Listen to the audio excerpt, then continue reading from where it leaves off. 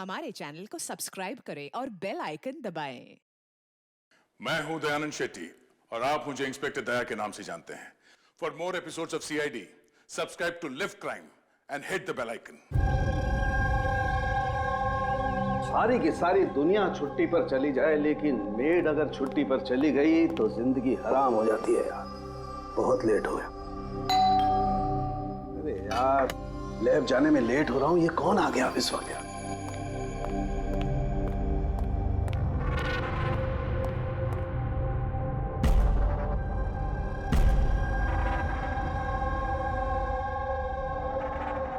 बाहर तो कोई दिखाई नहीं दे रहा। घंटे की आवाज तो सुनाई दी थी।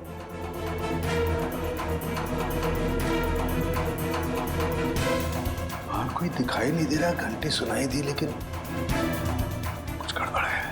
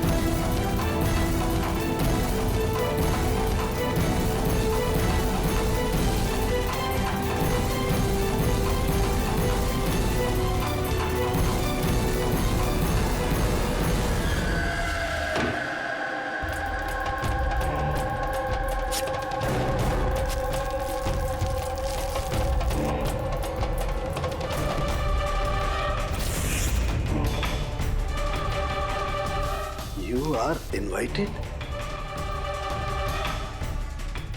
to a murder at 10 Wood Villa, Yali Hills, 400876.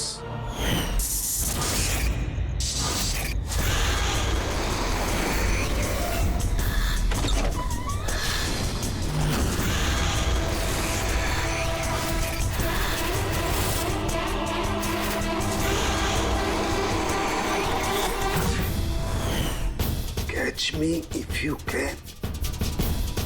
ये सच्चाई है या मजाक है?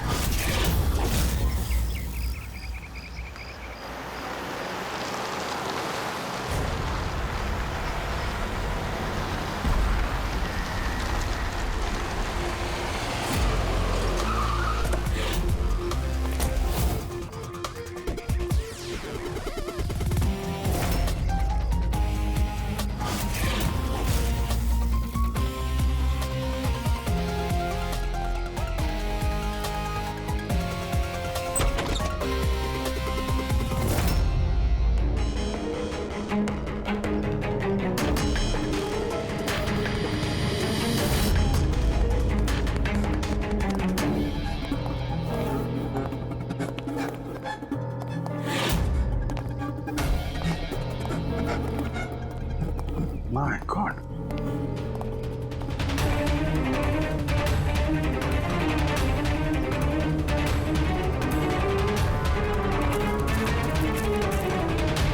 ना तो कोई भी नहीं है, ना कोई गार्ड, ना बंगले का मालिक। पंकज, जरा आसपास पता कर, बंगले का मालिक कौन है? जो भी इंफॉर्मेशन मिलती है लेकर आओ। कितनी बेरहमी से खून किया इसका। पूरे शरीर पर चाकू से वार किए और फिर भी जी नहीं भरा तो उंगलियां काट दी। इतना खून तो जो फैला हुआ है इसके घाव का नहीं हो सकता है। मतलब सा? मतलब ये पूरी कि जितना खून इस पूरे घर में फैला हुआ है, इतना खून तो एक इंसान की बॉडी में होता ही नहीं। कोई आईडी वगैरह नहीं? कौन है ये लड़की? नहीं अभिजीत, कुछ नहीं मिला।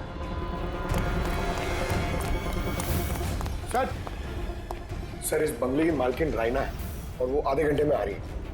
ओके, ठीक है। तब तक एक काम करते हैं, यहाँ पे जितनी भी चीजें हैं, ये ब्लड, कोई सबूत, सब इकट्ठा करते हैं। कुछ भी छूटनी नहीं चाहिए। पता तो चले क्या हुआ यहाँ पे।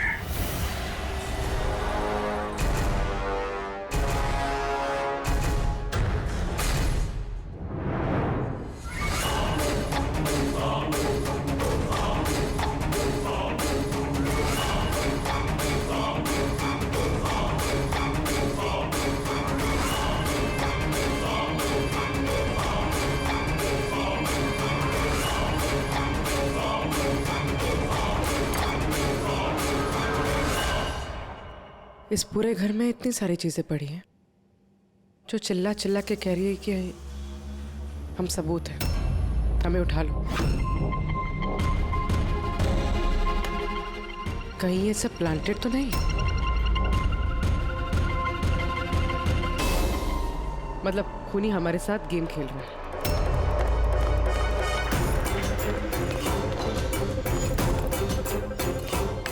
ये सब किसने किया है? ये सब किसने किया है? What is all this? कमाल है सर, ये तो हम ही से पूछ रहे हैं किसने किया है। इतना गंदा कर दिया है, अब साफ नहीं कर सकते थे ये? वो सर साफ करने के लिए भी हमें बुल रही है। ये बदबू आ रही है। हे, मेरे बंगले में ये औरत क्या कर रही है? ओए बिरजू, बिरजू कहाँ है? बिरजू, बिरजू। यार लाश देख के लोग या तो बेहोश हो जाते हैं या डर के मारे गिर जाते हैं। इसको तो कुछ हुआ ही नहीं। बिरजू, बिरजू, बिरजू, अब बिरजू, बिरजू। राणा जी, आपने ये घर ऐसे ही लावारिस छोड़ रखा है? एक्सक्यूज मी, घर लावारिस नहीं है, इस घर की मालकिन मैं हूँ। ये मेरा पुश्तैनी बंगला है। आपका बंगला है तो आपने देखभाल करने के लिए किसी को रखा नहीं है क्या यहाँ पे? ऑफ कोर्स है बिरजू, बट पता नहीं वो कहाँ है। बिरजू! इस औरत की लाश पड़ी है आपके बंगले में, आप उसको भी नहीं जानती? मैं कुछ नहीं जानती, और अब प्लीज यहाँ से निकल जाइए और जाते जाते सब कुछ साफ करते हुए जाइए। बिरजू! सर ये औरत थोड़ी अजीब है और टेढ़ी भी।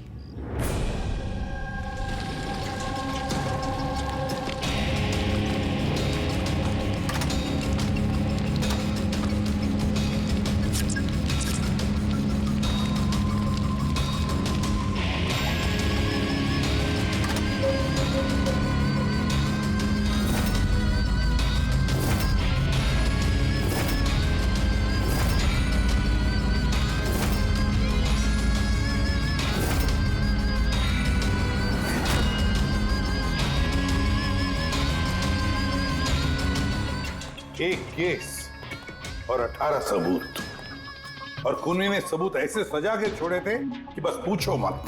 सर लेकिन प्रॉब्लम ये है कि इनमें से कोई भी सबूत हमारे किसी काम का नहीं है। ये सारे सबूत हमारे किसी भी काम के नहीं है, इसका क्या मतलब है तारिका? मतलब ये कि ये सारे सबूत पुराने हैं। What? ये सारे सबूत पुराने तो क्या लड़की का खून भी पुराना है? कितने पुराने बताओ? सर 4 से 10 साल पुराने। ये सारे सबूत 4 से 10 साल पुराने, तो क्या इसका मतलब है इस लड़की का खून 10 साल पहले हुआ है?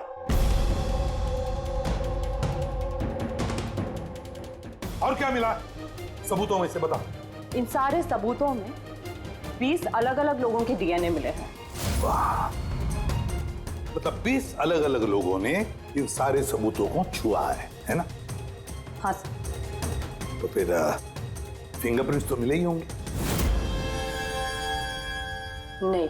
नहीं सर। अब लेकिन सर एक बहुत इंपॉर्टेंट बात पता चली है। क्राइम सीन पे जो इतना सारा खून मिला था, वो खून किसी इंसान का नहीं बल्कि किसी जानवर का था। क्या? डॉक्टर तारिका, इस लड़की के शरीर पे जो खून लगा हुआ था वो भी जानवर का? नहीं, इस लड़की के शरीर पे और इसके कपड़ों पे जो खून मिला था वो इसी का है, असली खून। लेकिन इसके अलावा वहां पे जो भी चीजें थी वो सारी प्लांट की गई थी। लगभग 20 लोगों के डीएनए और इतने सारे सबूत क्राइम सीन पे आए कहां से सर? वही तो, इतने सारे सबूत, लेकिन हमारे हाथ में कुछ भी नहीं। वाह, आप चुपचाप बैठे रहो, कुछ मत बोलना, हम लोग यहाँ गप्पे लड़ा रहे हैं ना।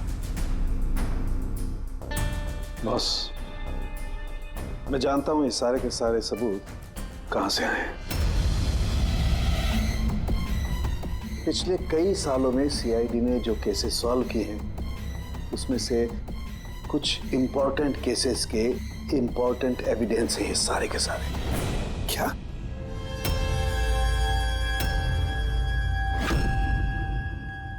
तो मैंने रायना और उसके परिवार का बैकग्राउंड चेक किया। उसके परिवार में 2-3 लोग खून के इल्जाम में जेल की सजा काट रहे हैं। और ये रायना, इसे बाइपोलर डिसऑर्डर है। तभी वो वैसे बर्ताव कर रही थी। और वो जो केयर टेकर था बिरजू, उसका कुछ पता चला? सर उसकी फोन की लास्ट लोकेशन उस बंगले के बाहर ही एक्टिव थी, उसके बाद से ऑफ है। ढूंढने की कोशिश जारी है। कमाल है, उस बंगले में इतना कुछ हुआ और बंगले की मालकिन को कुछ पता ही नहीं। केयर टेकर गायब है। यार ये कहीं बीमारी की आड़ में कोई गेम तो नहीं खेल रहे? हो सकता है, नजर रखनी पड़ेगी उस पर। पंकज, वो जो लड़की की लाश मिली थी उसका कुछ पता चला? सर सारे पुलिस स्टेशन, न्यूज़पेपर और न्यूज़ चैनल में भेज दिया। थोड़ी देर में पता लग जाएगा सर। सारुण के हमारे पुराने केसेस के सारे सबूत वहां पर कैसे पहुंचे? चुपचाप बैठ के नहीं चलेगा सारुण, मुझे जवाब चाहिए अभी। तू फॉरेंसिक सर्जन है, इस फॉरेंसिक डिपार्टमेंट का इंचार्ज है, अपनी जिम्मेदारी से भाग नहीं सकते तो बस बताओ जल्दी। अपनी जिम्मेदारी से नहीं भाग रहा हूँ। और नहीं तो क्या? बताओ ना फिर, हमारे पुराने एविडेंस, हमारा रिकॉर्ड में से गायब कैसे हुआ? बस एक काम करते हैं, रिकॉर्ड रूम में चल के वहां पूछताछ करते हैं, पता चल जाएगा बस वहां पर क्या गड़बड़ हुई है। प्लीज। इतने सारे सबूत गायब कैसे हो गए? मालूम है ना ये सबूत कितने इंपॉर्टेंट होते हैं? तो फिर आपके होते हुए ये चूक हुई कैसे? कैसे गायब हो गए सबूत? सर हमारे होते हुए चोरी नहीं होती सर। तो फिर चोरी कब हुई? सर ये चोरी रात को ही होगी, क्योंकि हम लोग रात को नहीं रहते ना, इसीलिए चोरी हो गई। और आपका क्या कहना है? सर मैंने डॉक्टर साहब को कितनी बार बोला कि लॉक वगैरह ठीक करवा लीजिए, दरवाजे खिड़कियां ठीक करा लीजिए, सीसीटीवी कैमरा लगवा लीजिए, लेकिन डॉक्टर साहब हमारी सुनते ही नहीं है। और तो और क्या? और क्या? सर वो पता नहीं किसी को भी लेके आ जाते हैं सर, बोलते हैं कि पुराने एविडेंस देखने हैं। किसे लेकर आए थे ये? पिछले 3 महीने पहले किसी को लेकर आ गए, बोले कि क्राइम जर्नलिस्ट हैं, इनको पुराने एविडेंस देखने हैं। बॉस वो एक जर्नलिस्ट था, फॉरेंसिक पर एक आर्टिकल लिखना चाहता था, मुझसे रिक्वेस्ट की, मैंने उसे परमिशन दे दी बस। देख सारुण, तो अच्छी तरह से जानता कि यहाँ किसी भी बाहर के आदमी को अंदर आना मना है, और तू जर्नलिस्ट को यहाँ लेकर आया। सर पिछले महीने भी सर कॉलेज के स्टूडेंट को लेकर आए थे, उन्हें भी पुराने एविडेंस दिखा रहे थे, तो हो सकता है कि उनमें से किसी ने चोरी की हो। नहीं बॉस, ऐसा नहीं हो सकता। वो तो फॉरेंसिक के स्टूडेंट थे, बेचारे मुझसे परमिशन मांग रहे थे। सर हम स्टडी करना चाहते हैं, कुछ प्रैक्टिकल देखना चाहते हैं, कुछ सीखना चाहते हैं, सर प्लीज परमिशन दे दीजिए। मैंने उन्हें परमिशन दे दी बस। बॉस मैं एक रेस्पॉन्सिबल इंसान हूँ बॉस, आफ्टर ऑल ये मेरा अधिकार भी तो है यार। देख सारुण के, सीआईडी को लुटवाने का तुझे कोई अधिकार नहीं है, समझे? और तो और या कोई कॉलेज खोल के नहीं रखा है फॉरेंसिक सिखाने के लिए। तुम स्टूडेंट्स को यहाँ ला कैसे सकते हो? किसके परमिशन से लाया तुमने? देख सारुण, अच्छी तरह से याद रख, इस रिकॉर्ड रूम में कोई भी नहीं आ सकता। ना मैं ला सकता हूँ, ना तुम ला सकते हो, ना ये ला सकता। फिर वो चाहे अपने परिवार वाला हो, कोई दोस्त हो। अरे यार, हाँ अभिजीत।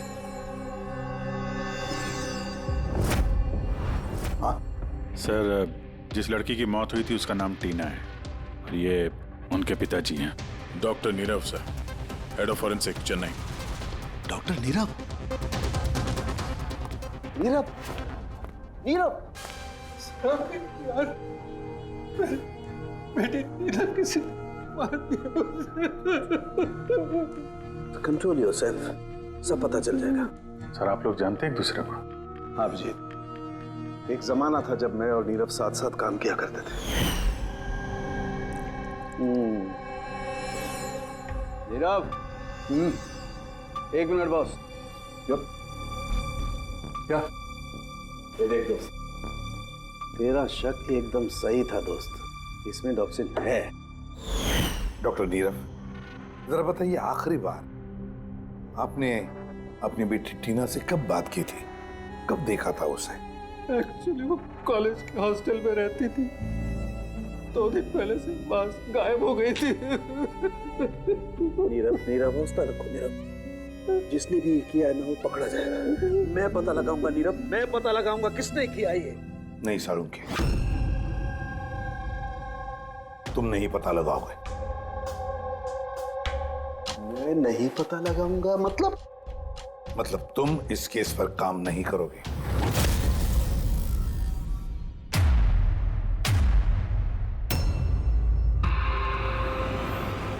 क्यों? क्योंकि तुम्हारी लापरवाही की वजह से फोरेंसिक रिकॉर्ड रूम में से सबूत गायब हो गए। You are suspended, Salunkhe, till further notice.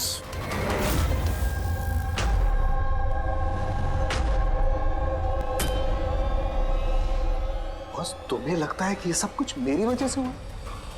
तुम मुझ पर इल्जाम लगा रहे हो? ये इल्जाम नहीं है सालुंखे, ये हकीकत है और ये तुम अच्छी तरह से जानते हो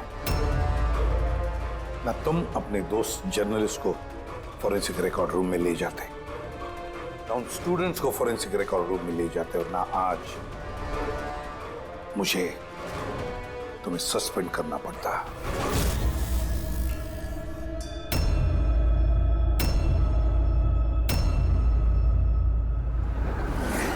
यार, नीरव को मेरी जरूरत है, इस केस को मेरी जरूरत है यार, प्लीज। नहीं सालुंखे। सर, सर आपने मुझे बुलाया? डॉक्टर तारिका, अब से तुम डॉक्टर नीरव की बेटी टीना की केस हैंडल करोगे। मैं? हाँ। लेकिन सर, अभिजीत, सालुंखे का दोस्त जर्नलिस्ट और उसके वो स्टूडेंट्स जो फोरेंसिक रिकॉर्ड रूम में आए थे, सबकी अच्छी तरह से इंक्वायरी करो, अच्छी तरह से।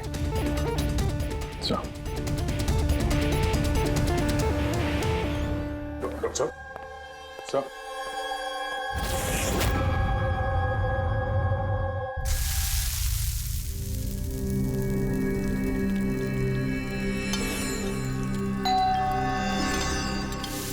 आ गए वो प्रद्युमन के दाएं बाएं, दया और अभिजीत मेरे घाव पर मरहम लगाने के लिए। मुझे मालूम है खोलते ही कहेंगे सर कुछ नहीं होगा, हमें आप पर पूरा विश्वास है, सब कुछ ठीक हो जाएगा। क्या काम ठीक हो जाएगा? पहले तो बेइज्जती करके निकाल देते हैं और फिर भेज देते हैं अपने दाएं बायों को, जाओ जाओ उसके घाव पे मरहम रखो।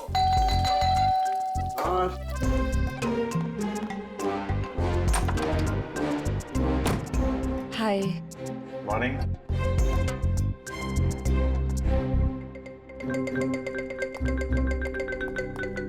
अरे क्यों टेंशन ले रहे हैं सर, सब ठीक हो जाएगा।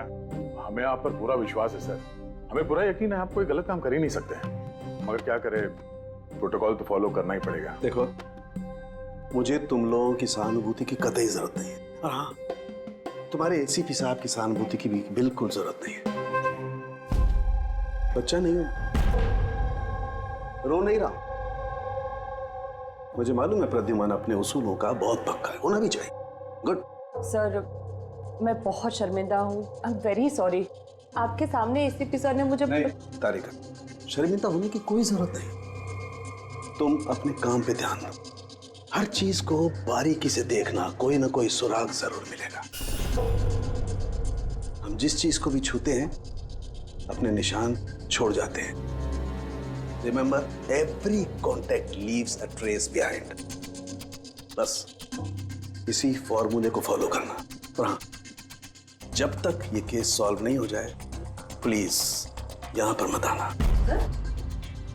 मैं जानता हूं मैं बेगुनाह हूं और अपनी बेगुनाही साबित करके रहूंगा। तब तक के लिए प्लीज लीव मी अलोन। आप लोग अपने केस पे ध्यान दीजिए।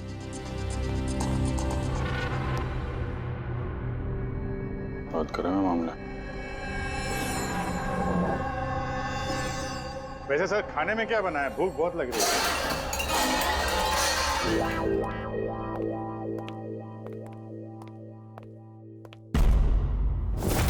सर, ये जर्नलिस्ट सुना बहुत टेढ़ा और बदतमीज आदमी।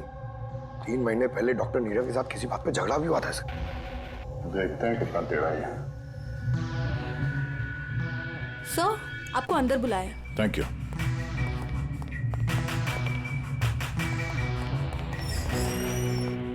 अरे वाह, नसीब हमारे, आज तो सीआईडी टीम के सीनियर इंस्पेक्टर दया से मुलाकात हो ही गई। आइए आइए, बैठिए बैठिए। हम यहाँ बैठने नहीं आए। अरे ऐसी भी क्या बेरुखी है जनाब। चलिए जाने दीजिए, छोड़िए। ये बताइए कि क्या लेंगे, चाय, कॉफी, ठंडा? ठंडा ठंडा वंडा नहीं पीते हम लोग। वैसे दया साहब, मैं काफी टाइम से सीआईडी टीम पर एक डॉक्यू ड्रामा सीरीज बनाने की फिराक में हूं, लेकिन अपने एसीपी साहब मिल ही नहीं रहे। तुम तो जानते ही होंगे, सीआईडी अरे गहरे को एंटरटेन नहीं करती। आप सीधे मुद्दे की बात करें। हाँ क्यों नहीं, पिछले 20 सालों से मैं इस प्रोफेशन में हूं, हमेशा पॉइंट पे रहता हूं। बताइए सबसे पहले क्या बात करूं, डॉक्टर नीरव से हुए झगड़े के बारे में या फिर फॉरेंसिक रिकॉर्ड विंग के बुरे हाल के बारे में? डॉक्टर नीरव से तुम्हारा झगड़ा क्या था? नहीं, मेरा उनसे कोई झगड़ा नहीं था। मैंने तो बस उन्हें सच्चाई का एक आईना दिखाया था, उन्हें बुरा लग गया। क्या मतलब? मतलब डॉक्टर नीरव के काम को लेकर मैंने एक आर्टिकल लिखा था। मेरे हिसाब से वो फॉरेंसिक के काम के प्रति ईमानदार नहीं थे, थोड़े ढीले ढाले किस्म के फॉरेंसिक एक्सपर्ट थे। इसलिए उन्होंने मेरे खिलाफ मानहानि का केस भी किया। बहुत बेइज्जती हुई मेरी। मैंने उनसे माफी भी मांगी। पढ़ा भी उनकी बेटी की दर्दनाक मौत को लेकर मुझे बहुत दुख हुआ। और अपना दुख जाहिर करने के लिए आपने एविडेंस रूम से एविडेंस चुरा कर वहां फेंक दिया जहां नीरव जी की बेटी का खून हुआ था। अरे जनाब, मैं भला ऐसा क्यों करने लगा? मैं भला क्यों पुरानी हड्डियां और खून से सनी साड़ियां चुराऊंगा? तो वहां एविडेंस विंग में क्या देखने गए थे? फॉरेंसिक लैब से एविडेंस कैसे चुराया जाता, मैं ये देखने गया था। मैं आप लोगों की लापरवाही देखने गया था। खैर अब जाने दीजिए, ये सब बताने की कोई जरूरत नहीं। अब तो आप लोगों को भी पता चल ही गया होगा। देखिए ज्यादा भाषण मत दीजिए आप, जितना जितना पूछा जाए उतना जवाब दीजिए बस। क्यों? जब खुद पर बात आई तो मिर्चें लग गई। आप लोगों के पास इस बात का जवाब है कि किसने कैसे फॉरेंसिक लैब से एविडेंस को चुराया होगा? मुझे तो लगता है कातिल आप लोगों की कमियां दिखाना चाहता है।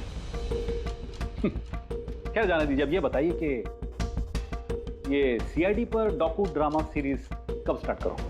सर इन्हें ब्यूरो लेके चलते हैं, लगता है ये सही जवाब वही देंगे। उसके लिए लंबा चौड़ा प्रोसीजर लगता है, और वैसे भी सबूत भी तो होना चाहिए ना, क्यों दया साहब? बहुत जल्द मिलते हैं, प्रोसेस पूरा करके सारे एविडेंस लेके आएंगे और तब बात करते हैं सीआईडी पे डॉक्यू ड्रामा बनाने की। हाँ?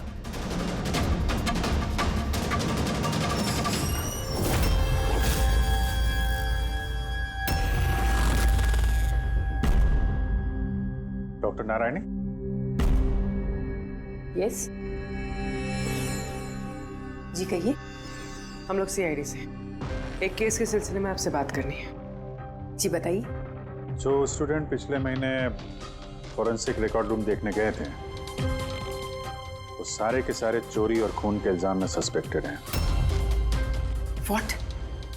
ऑफिसर, आपकी जरूर कोई गलतफहमी हो रही है। हमारे स्टूडेंट ऐसा कभी नहीं कर सकते हैं। हम भी यही उम्मीद करते हैं कि उन्होंने नहीं किया होगा, मगर खून तो हुआ है और इल्जाम उन्हीं पे है। देखो, हमारे बच्चे सिर्फ एजुकेशनल टूर के लिए वहां पर गए थे और आप लोग उन पे शक कर रहे हैं। हमारा काम है केस को सुलझाना और अपराधी को उसके अंजाम तक पहुंचाना। आप उन 10 स्टूडेंट्स को प्लीज बुलाइए, हमें बस उनसे पूछताछ करनी है और उनकी उंगलियों पे निशान लेने। देखिए आप लोग समझिए, वो लोग स्टूडेंट है। देखिए, हम 3rd डिग्री देके उनको पूछताछ नहीं कर रहे हैं, हम सिर्फ नॉर्मल पूछताछ कर रहे हैं। और हाँ, उनको कुछ बताइएगा नहीं कि हम किस सिलसिले में उनसे बात करना चाहते हैं। ओके। फॉरेंसिक रिकॉर्ड विंग देख के आप लोगों को कैसा लगा? सर मेरा तो दम घुट रहा था वहाँ। कोई जगह है वो भी? पुराने दांत, हड्डियाँ, खून के कपड़े। मुझे तो वो जगह बिल्कुल पसंद नहीं आई। बहुत अजीब सी फीलिंग आ रही थी। तुमको ये खांसी हमेशा रहती? नहीं मैम, कभी कभी होती है। सर मुझे वो जगह बिल्कुल यूजलेस लगी, ना कोई देखभाल, ना सबूत अच्छे से रखे थे। और सर मुझे तो उन कोल्ड केस फाइल्स के एविडेंस को घर ले जाने का मन था, ताकि मैं उन पे स्टडी कर सकूं। मुझे रोमांच महसूस हो रहा था। हत्यारों और पीड़ितों के दिमाग की कल्पना करने की कोशिश की। बुरा इरादा, दुख, दर्द।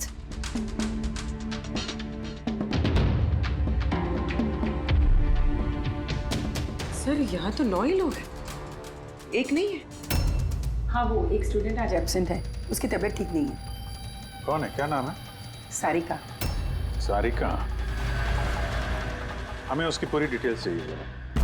हाँ तारिका, कुछ मिला क्या नहीं अब तक? देखो तारिका, हमारे पास वक्त नहीं है। सर मैं कब से वही ढूंढने की कोशिश कर रही हूँ कि मेरे हाथ में कुछ तो आ जाए, जिससे सालों के सर पे जो इल्जाम लगाए ना वो साफ हो जाए। जो कुछ भी हो, कोई ना कोई तो है जो सांखे को फंसाने की कोशिश कर रहा है। कौन हो सकता है और फिर क्यों कर रहा है वो ये? सर तो आपको ये बात पता है, फिर भी आपने सालों के सर को निकाला। तारिका, मैंने सिर्फ वही किया जो कानून ने मुझे कहा। मैं तो सालुंखे को क्या? सर को आप क्या? खूनी ने एक बहुत बड़ी गलती की है। कौन सी सर? जब तुम लोग वुडविला गए थे, उस घर में घूम रहे थे, अंदर से बाहर, बाहर से अंदर, सब जगह सबूत इकट्ठा कर रहे थे। उस वक्त फ्रेडी, तुम अपने निशान छोड़ रहे थे, अपने हाथों के निशान, पैरों के निशान और भी कुछ कुछ चीजों के निशान, और उसका तुम्हें पता भी नहीं था, एहसास भी नहीं था। और खूनी बिल्कुल वैसे ही निशान छोड़ कर गया है वहां पर। ऐसे निशान जो हम ट्रेस कर सकते हैं। ट्रेसेबल निशान? याद रखो, हम जिस चीज को भी छूते हैं अपने निशान छोड़ जाते हैं। Remember, every contact leaves a trace behind. Sir ने मुझे हिंट दिया था, मेरे दिमाग में कैसे नहीं आया?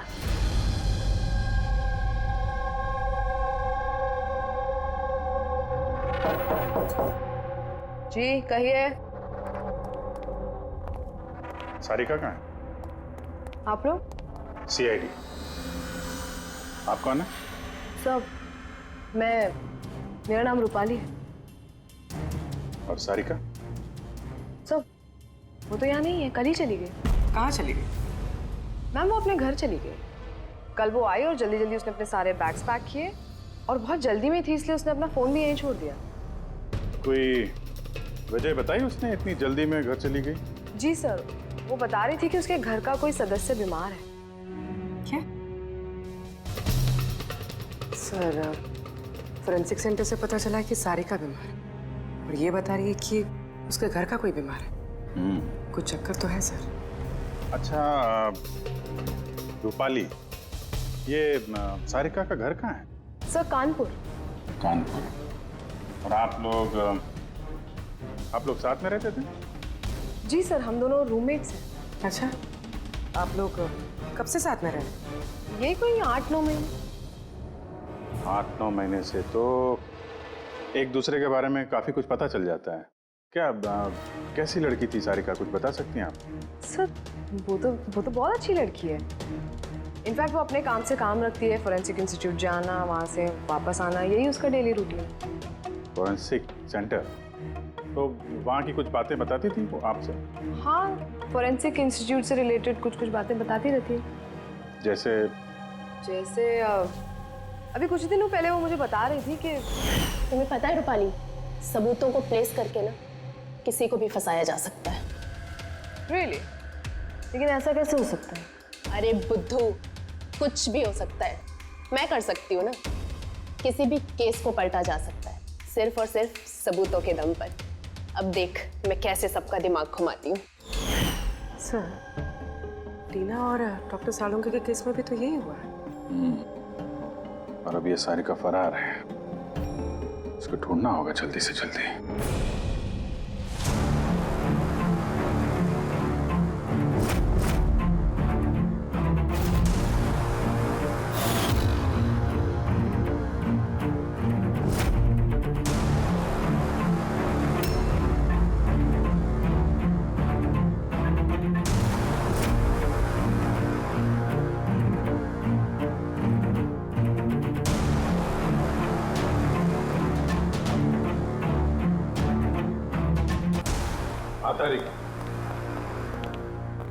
सकोनी जो भी है, अभी उसने इतने सारे सबूत चुराए और क्राइम सीन पे प्लांट किए। ये करते वक्त उसने जरूर इन चीजों को छुआ है। लेकिन डॉक्टर तारिका, तुमने तो कहा था कि फिंगरप्रिंट्स के कोई निशान नहीं मिले, तो फिर इन चीजों को छुआ कैसे? उंगलियों के तो कोई निशान नहीं है, लेकिन मैं ये कहने की कोशिश कर रही हूँ कि इतने सारी चीजें उसने चुराई और क्राइम सीन पर प्लांट की। अब इतनी मेहनत करने के बाद उसे जरूर थोड़ा तो पसीना आया होगा। मतलब sweat analysis? Exactly, sweat analysis किया मैंने, स्वेट एनालिसिस।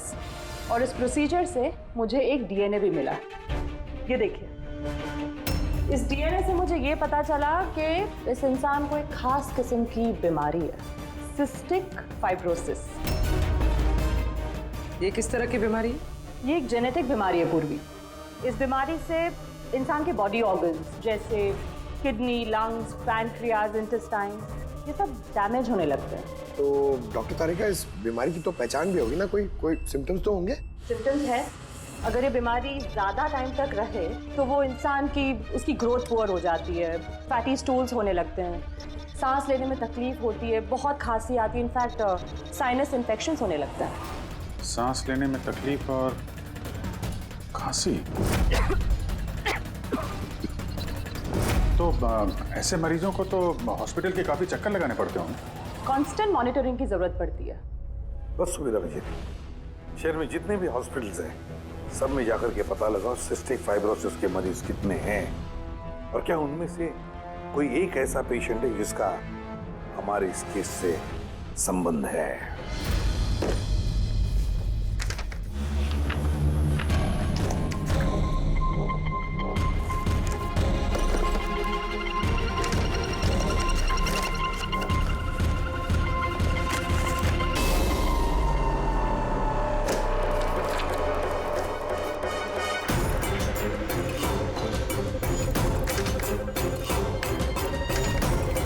इस केस में हम लोग साथ साथ हैं। यस। डॉक्टर नीरव की बेटी को मार दिया गया, मुझे सस्पेंड कर दिया गया, तो बचा ललित। अगर ये सब कुछ इस केस की वजह से हो रहा है तो ललित के साथ भी कुछ ना कुछ तो हुआ होगा या कुछ ना कुछ होगा।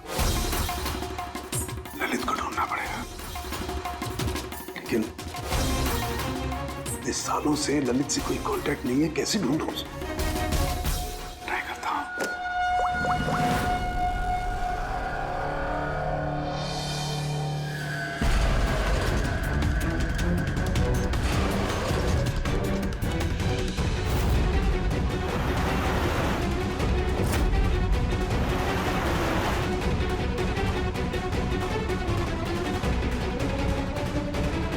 Are you sure? ये वही है? जी हाँ, ये वही है, और इसको हॉस्पिटल में 2-3 बार आना ही पड़ता है। My God. Thank you very much. Thank you.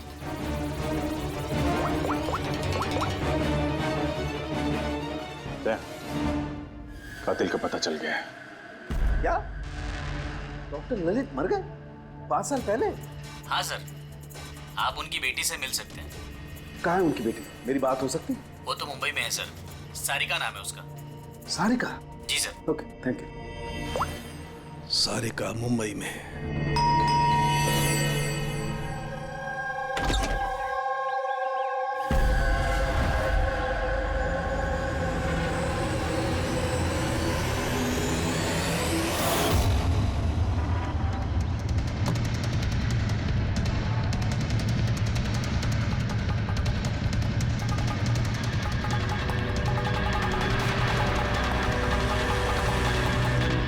सच के बहुत करीब हो तुम।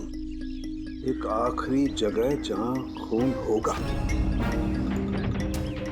इंतजार कर रहा हूं तुम्हारा, वही जहां से ये सब शुरू हुआ था 8 साल पहले।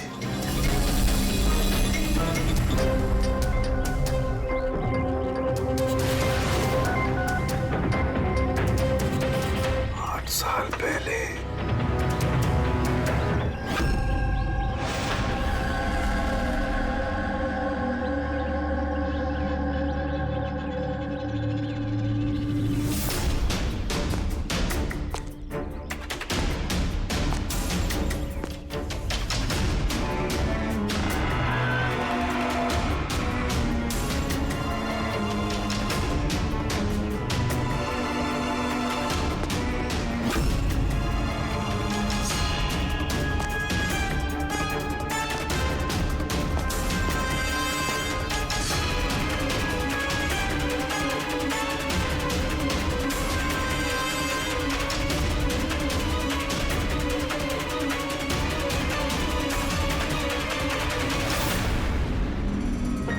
सारिका, इसे किसने मारा?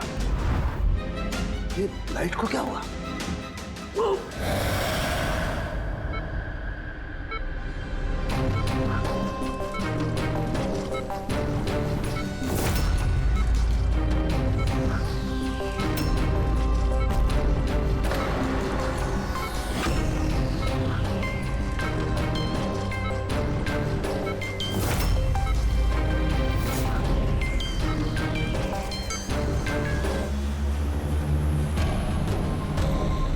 तो सालुंके सर का फोन तो लगातार बज रहा है, लेकिन वो उठा नहीं रहा। कहीं किसी मुसीबत में तो नहीं? सालुंके साहब के फोन की लोकेशन ट्रैक करो, देखो कहाँ पे है और उस खूनी का भी।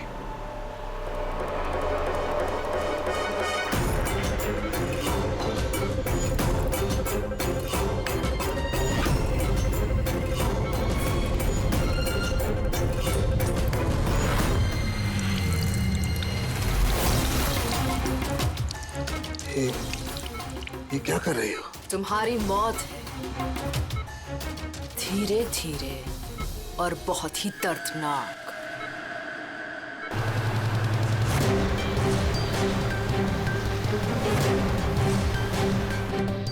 तुम्हारे खून की एक एक बूंद का कतरा जब तुम्हारे शरीर से धीरे धीरे करके निकलेगा ना, तब बहुत मजा आएगा तुम्हें, है ना? लेकिन तुम ऐसा क्यों कर रही हो? अपने बाप की मौत का बदला ले रही हूँ। अरे हत्यारे हो तुम तीनों। तुम्हारा बाप रघु? हाँ, रघु, जिसे तुमने, डॉक्टर ललित ने और डॉक्टर नीरव ने मिलकर मार डाला। और तुम्हारी वजह से आज मेरा बाप मेरे साथ नहीं है। मार डाला? हमने? कैसे? सबूत इकट्ठा करके मार डाला। तुम लोगों ने सबूत इकट्ठा किया, मेरे बाप को फांसी की सजा दिलवा दी। देखो देखो, सबूत इकट्ठा करना, सजा दिलवाना, ये फोरेंसिक का काम है। काम है? बेशक बेशक ये तुम लोगों का काम है, लेकिन तुमने मेरे बारे में तो नहीं सोचा ना, उस बेटी के बारे में जिससे उसका बाप छिन गया। मेरे बाप की मौत के बाद मैं सदमे में आ गई थी, और सदमे से बाहर आने के बाद मैंने सोच लिया था, ठान लिया था कि मैं तुम तीनों को तुम्हारे किए की सजा देकर रहूंगी। तो इसीलिए तुमने टीना को मार डाला? हाँ, मार डाला मैंने उसको, क्योंकि मुझे मालूम था कि डॉक्टर ललित 5 साल पहले ही मर गए हैं। और जहां तक रहा तुम्हारा और डॉक्टर नीरव का सवाल, तो मुझे मालूम था कि डॉक्टर नीरव अपनी बेटी टीना से बहुत ज्यादा प्यार करते हैं। टीना के मरने के बाद वो तो अपने आप ही मर जाएंगे। और तुम, जहां तक रहा तुम्हारा सवाल, तुम अपने फोरेंसिक से बहुत प्यार करते हो। जब वहां से तुम्हें धक्के मार के बेइज्जत करके बाहर निकाल दिया जाएगा, तब तो तुम अपने आप ही मर जाओगे। लेकिन सारिका ने क्या बिगाड़ा था?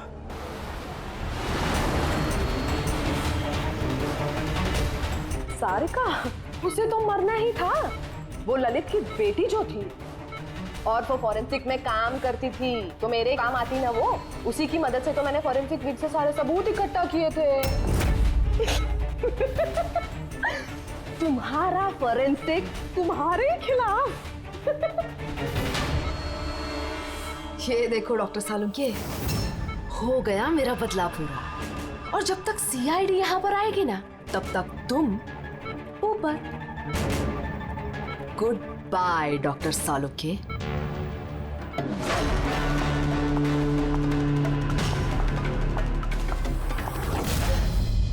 खून का कर्ज हो गया अब तो बॉस तुम्हारा मुझ पर।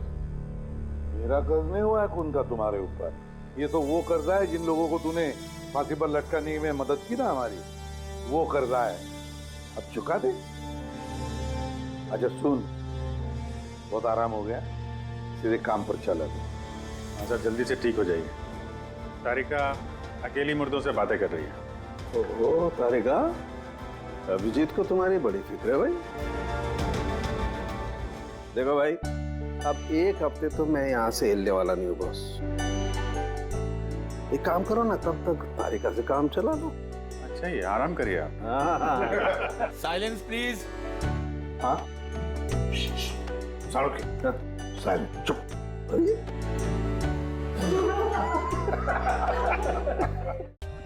For more updates, subscribe to our channel, click the show links and enjoy watching the videos.